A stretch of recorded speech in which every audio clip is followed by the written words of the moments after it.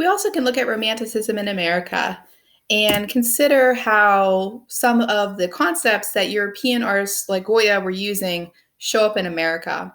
Now, if you're looking at dating, you may notice that usually it takes at least 30 to 40 years, if not more, for these styles to cross the ocean and show up in America. So you always will notice sort of a lag in dates, just because of the kind of transportation people were using at this time. Cole is a great person to look at. He actually was a British painter, but immigrated to America. In a sense, he straddles both the European learning and heritage of Romanticism and then how it translates to American art. When he came to America, he settled into the Hudson River area. And this is why he becomes part of what we call the Hudson River School of Artists. And these artists were known for painting the Northeast, so the area in New York and Connecticut and such, Massachusetts. This painting, for instance, is near the area that today is Mount Holyoke, Massachusetts. So it's a real place. Obviously looks much different today. But Cole paints the landscape, the American landscape, and he applies those same sublime rules, that nature should leave you in awe.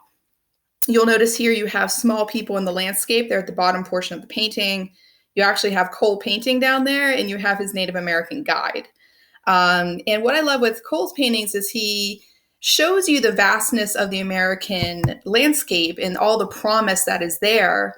But he also sort of references the storm of progress as well, that, you can't make an omelet without cracking some eggs, right? Breaking some eggs. So this idea that as Americans progress across the landscape, they are going to leave devastation and destruction of native peoples and native landscapes in their wake. And again, this is the push and pull of American history. It's, progress versus destruction and such. And again, not speaking to which one is good or bad. I'm just saying that this is our story, right? So you see this sort of confliction and sublimity, right, within what Cole is doing here. And this is another Cole, Catterskills Falls. So you'll notice that he kind of plays with these same ideas here as well. The storm, the rainbow, right, the Native American who's alone on the cliff and such. You also can look to Albert Bierstadt. He's really held up as the great American landscape painter of the Romantic Age, and he does mostly Western landscapes. So we're seeing a different region here, and this is Rocky Mountains, Landers Peak. You'll notice he is a romantic, so he takes his liberties. If you've seen the Rocky Mountains, you know that this is not what the Rocky Mountains look like exactly. This is more like the Alps, right? Switzerland, right? That's what this is more like. So, but think about it. Most people had not been out west. He could aggrandize and romanticize all he liked. Who was going to know about it? So it looks very impressive.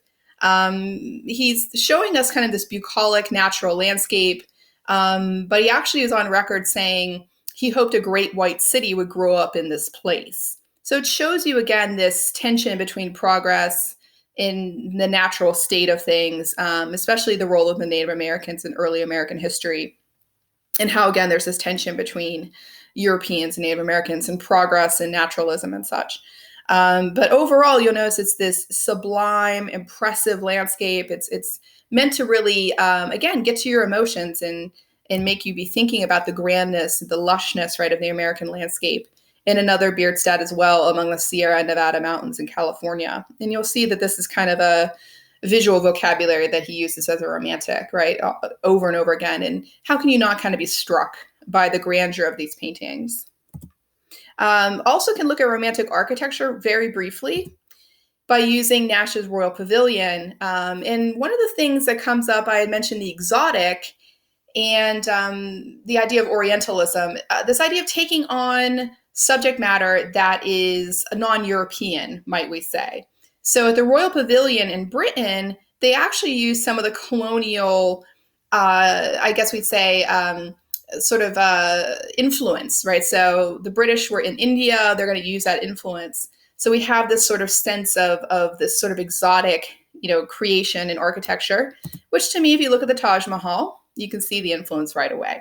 But this kind of romanticism in architecture, it's not widespread, but again, you can see the hints of it in a few buildings here or there, and it's very interesting and intriguing architecturally.